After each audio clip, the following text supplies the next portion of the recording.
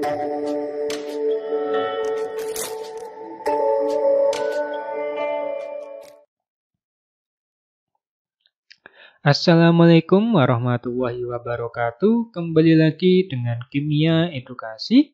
Kali ini Kimia Edukasi akan membahas mengenai hubungan antara KSP atau hasil kali kelarutan dengan pH larutan.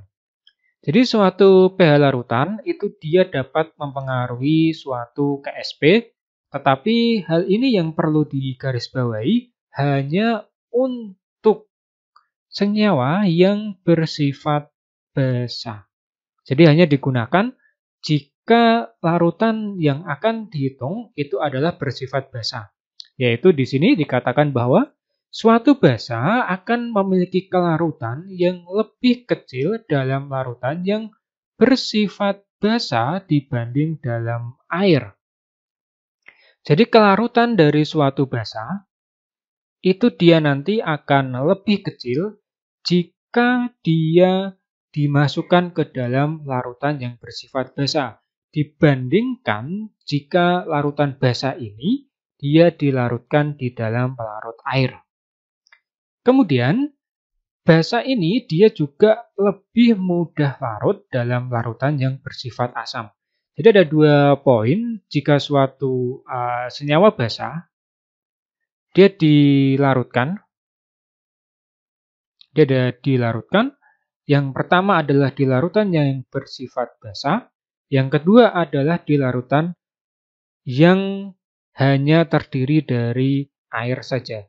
Jika dilarutkan pada basa, maka kelarutannya dia lebih kecil dibandingkan jika dilarutkan di dalam air. Jadi jika dilarutkan di dalam air, dia kelarutannya lebih besar dibanding basa ini dia dilarutkan di dalam suatu larutan yang bersifat basa.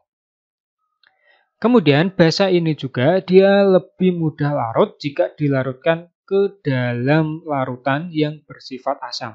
Jadi basa ini jika dia dilarutkan ke dalam larutan yang bersifat asam, gini saja. Jadi ketika dia dilarutkan di larutan yang bersifat asam, dia nanti juga akan kelarutannya lebih mudah. Jadi ada 3 poin. Basa dia lebih kecil, kemudian air dia lebih besar kelarutannya, kemudian jika dilarutkan di dalam larutan yang bersifat asam, dia juga mudah larut ke dalam larutan asam.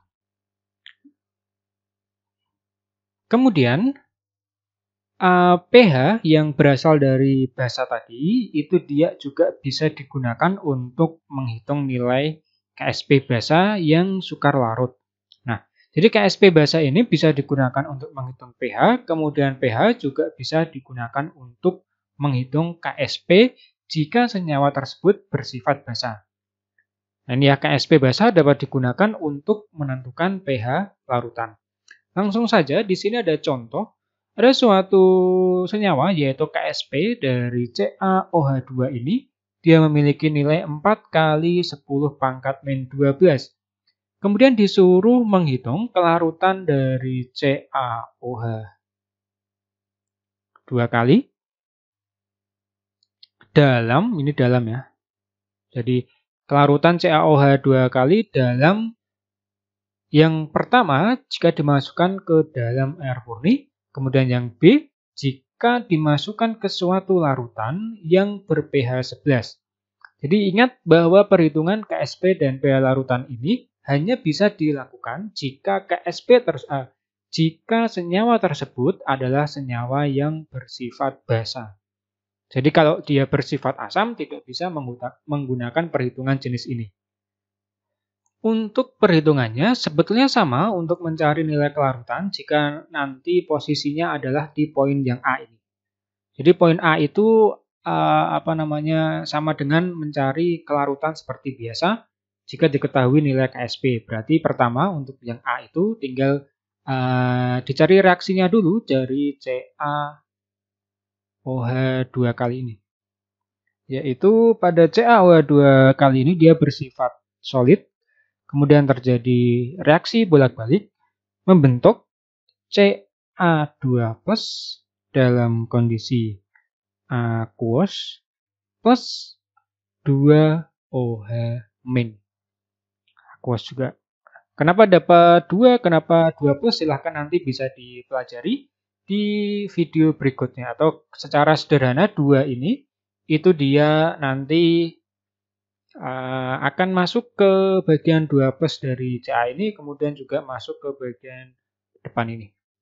Sehingga di sini akan ketemu, memasukkan kelarutannya kita beri simbol S di sini. Di sini juga S. Kemudian di sini adalah 2S. 2S, perbandingannya di sini 1, di sini 1, di sini posisinya 2. 1 banding 1 banding 2, sehingga di sini adalah 2S. Kemudian langkah selanjutnya adalah memasukkan nilai dari KSP dari CaOH2 ini. Sama dengan, nah seperti ini.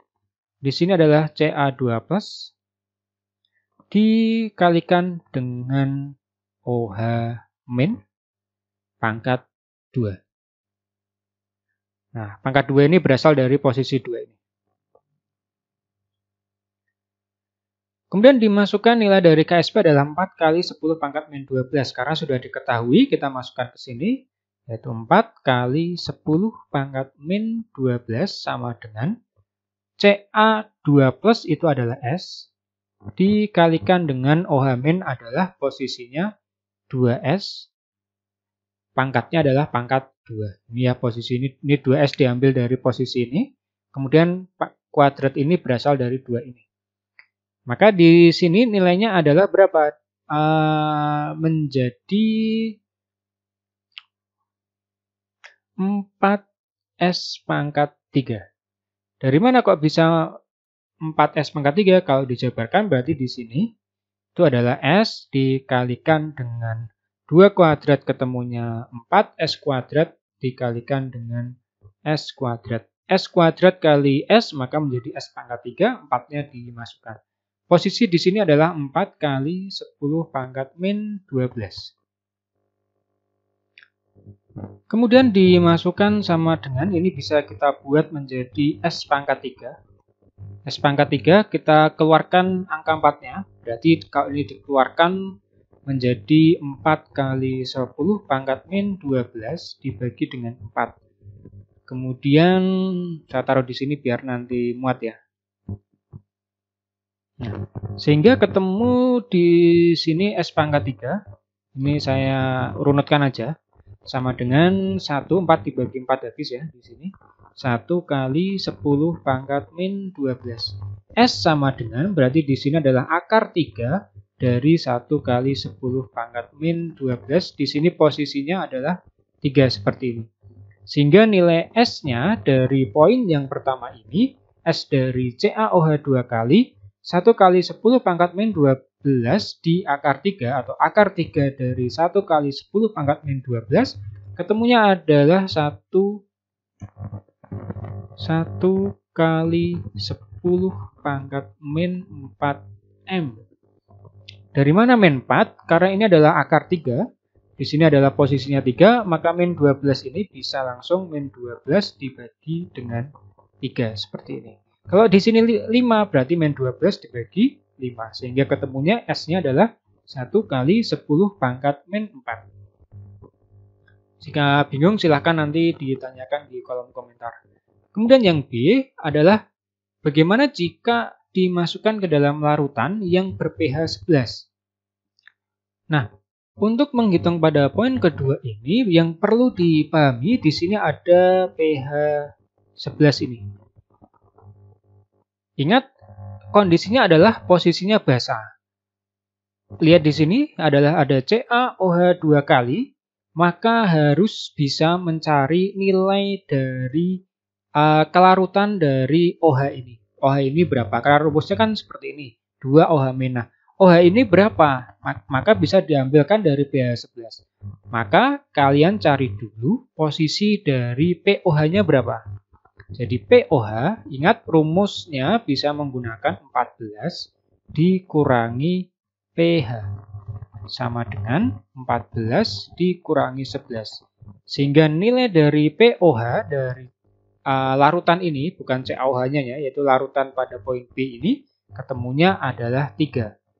Jadi POH dari larutan ini adalah posisinya 3.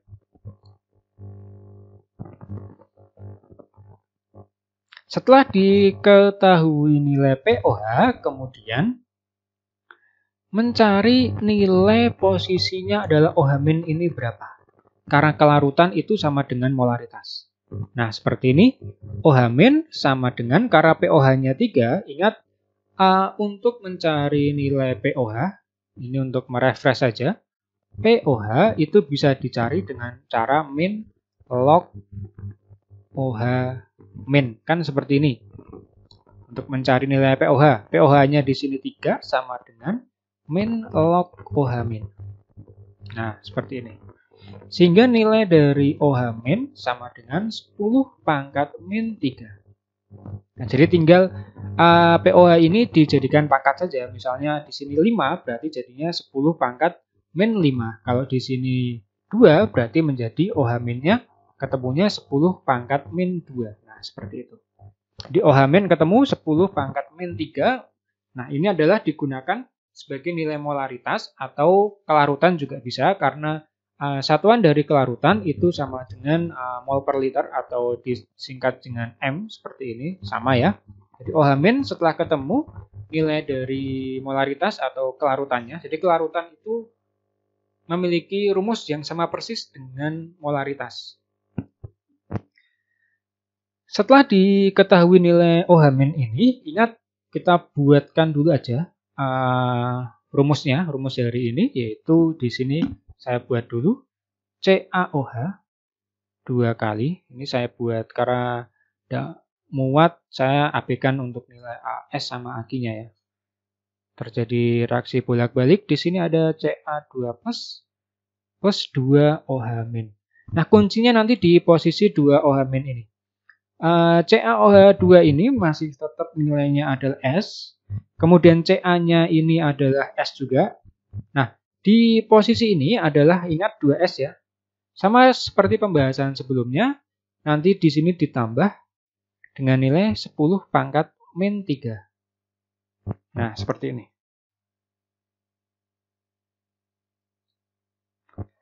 Jadi S 2S plus 10 pangkat min 3. Jadi karena pH-nya ini dalam larutan pH 11, maka tinggal ditambahkan saja 2S. 2S ini sama ditambah 10 pangkat min 3. 10 pangkat min 3 ini dia berasal dari OH-. Kemudian nilai dari posisi 2 OH ini, 2 OH- ini, nanti nilainya hanya menjadi 10 pangkat min 3 saja. Nah, kenapa menjadi 10 pangkat min 3? Jadi karena posisinya adalah 2S posisi ini, dia terlalu kecil sehingga 2S ini dia bisa diabaikan. Saya taruh di sini biar muat. Berikutnya, setelah ini diketahui tinggal dimasukkan ke nilai dari KSP. Yaitu KSP dari CaOH ya, sama dengan ini. Langsung aja saya tulis. Nah, berarti di sini Ca2 plus dijumlahkan dikalikan dengan OH- dikuadratkan. Ingat ya, yang dicari adalah KSP-nya sama dengan Ca2 plusnya adalah posisinya S dikalikan dengan 10 pangkat min 3. Diambilkan dari poin ini, 10 pangkat min 3 ini. Tetapi karena di sini ada kondisi kuadrat, maka dikuadratkan. Sehingga S dikalikan dengan 10 pangkat min 6. Di posisi sebelah kiri berarti nilainya adalah 4 kali 10 pangkat min 12. 4 kali 10 pangkat min 12. Karena nilai dari KSP dari CaOH-nya adalah 4 kali 10 pangkat min 12. Kita taruh mana lagi nih, tidak muat. Oke, saya taruh di sini ya, bawah sini. Sehingga nilai dari S sama dengan 4 kali 10 pangkat min 12 dibagi dengan 10 pangkat min 6. Sehingga nilai S sama dengan 4 kali 10 pangkat min 6 M. Nah, jadi nilai dari poin kedua ini, S dari dari CaOH2 ini ketemunya adalah 4 kali 10 pangkat min 6. Jadi kalau pada poin A nilainya adalah segini, 1 kali 10 pangkat min 4. Kalau pada poin B ini, nilai dari kelarutan CaOH-nya adalah 4 kali 10 pangkat min 6M. Sehingga jika dilihat dari sini, maka kelarutan ketika dia dilarutkan ke dalam larutan yang bersifat basa, maka dia akan memiliki kelarutan yang lebih kecil ini. Kenapa? Karena larutan ini dia pH-nya adalah 11. Kalau seandainya dia dilarutkan di dalam larutan yang bersifat asam, maka kemungkinan besar nilainya nanti akan lebih besar dibandingkan nilai dari SR murni ini. Karena pada poin ini, mana tadi ya? Ini. Dan lebih mudah larut dalam larutan yang bersifat asam. Sehingga misalnya di sini adalah larutan dengan pH A2 atau 3 dan seterusnya, maka otomatis nilai S-nya pasti lebih besar dibandingkan dengan nilai S pada poin B ini. Jadi seperti itu cara untuk menghitung nilai dari kelarutan yang didasarkan pada pH larutan basa seperti itu. Jadi nanti kalau ada yang ingin ditanyakan, silahkan ditanyakan di kolom komentar. Sampai jumpa pada materi-materi berikutnya di Kimia Edukasi. Wassalamualaikum warahmatullahi wabarakatuh.